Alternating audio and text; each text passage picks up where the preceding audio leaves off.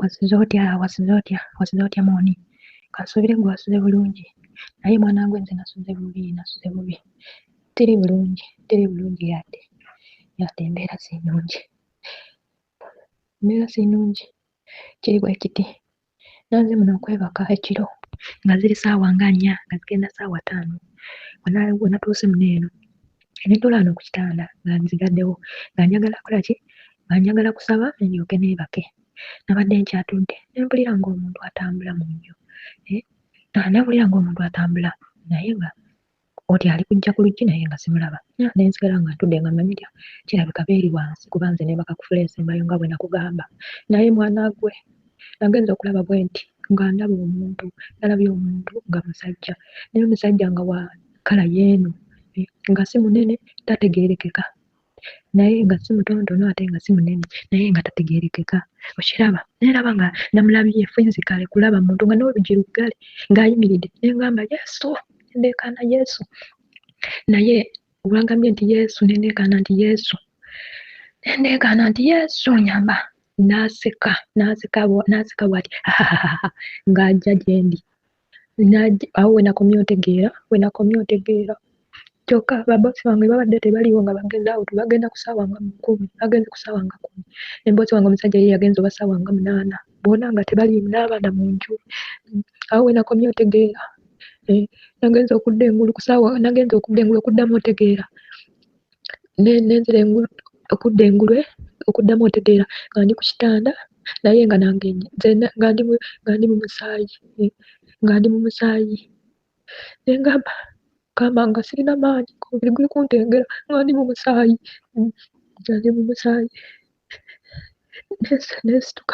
Nesituka lwasituse negenda mu kinaabiro.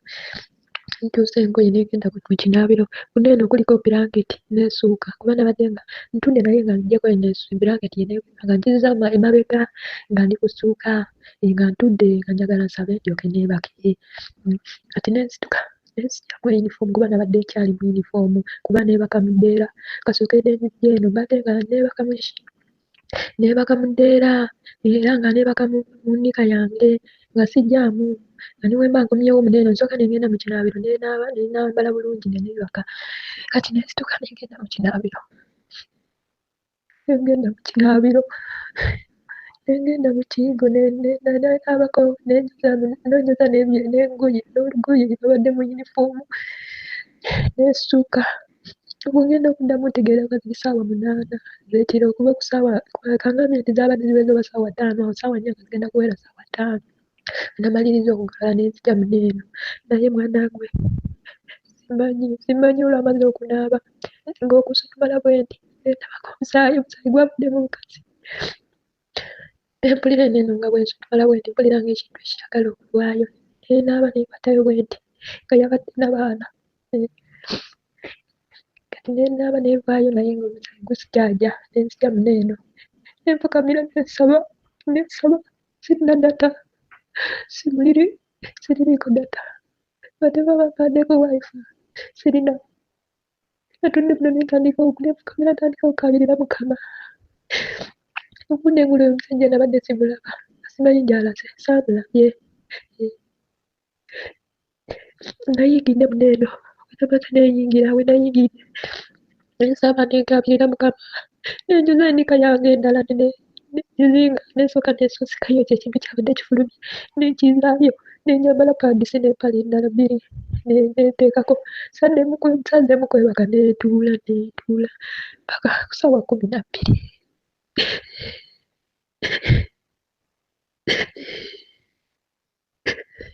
Paka ku ssaawa 12 nga sirina maanyi.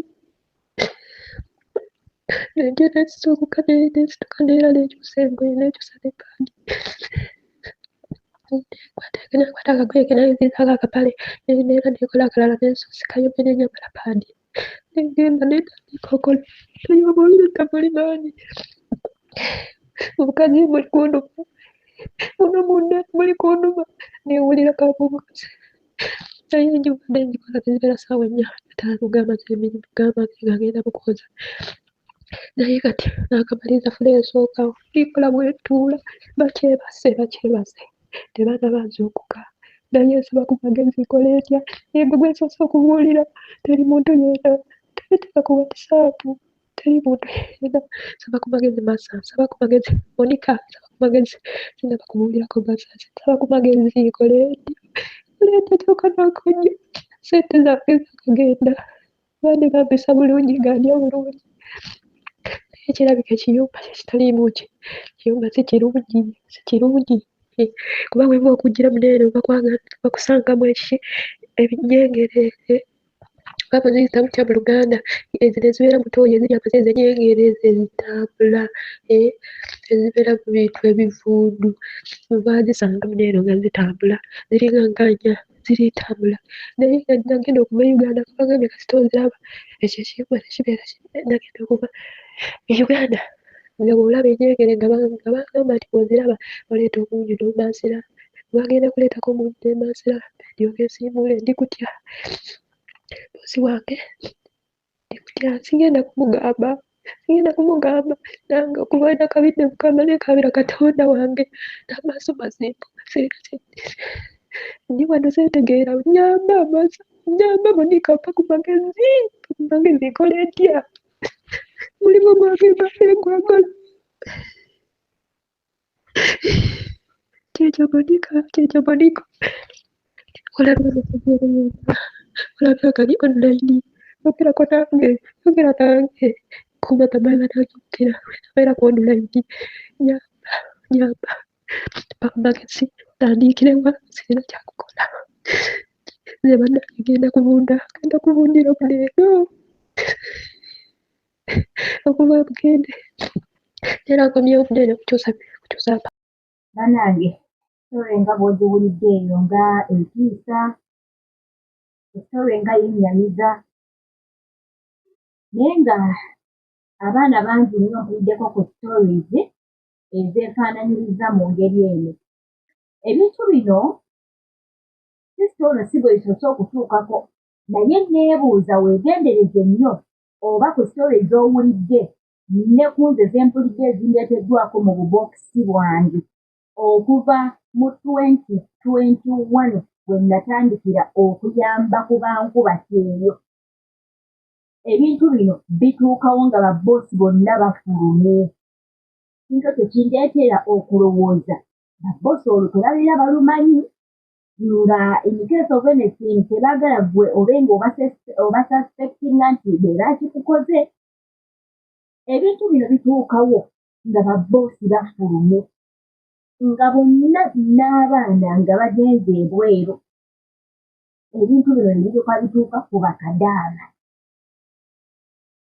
nze okusinziira ku stories ezindeeteddwako mu bubookisi bwange okuva enatandika okuyamba ku bankuba kyeyo omwana akugamba nti babboosi bonna baatambudde ne bagenda era bino byatuuseewo nga ewaka ndiwo nzekka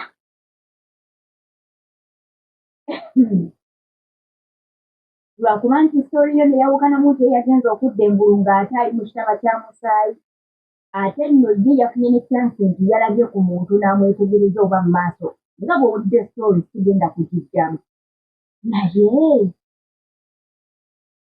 abasinga ye yeebaka bulungi agenda okudda engulu nga baamukozeeko dda emikolo omulala yali mu piriyoodi ze yasula yambadde paadi yagenda okudda engulu nga baamuggyeemu empale nga paadi baagitutte eyo sitoori yajja mu kabokisi kange nga paadi baagitutte nga n'okumusala alina ebisale bye baamusaze omwana najja n'akugamba bonna babadde tebaliwo kino sikirabangako naye ngenza okuwulira nga mu nnyumba mulimu omuntu atambula obwedda ndowooza ndimunzeka bonna baagenze naye mpulira omuntu atambula mu nnyumba ate nga tomulaba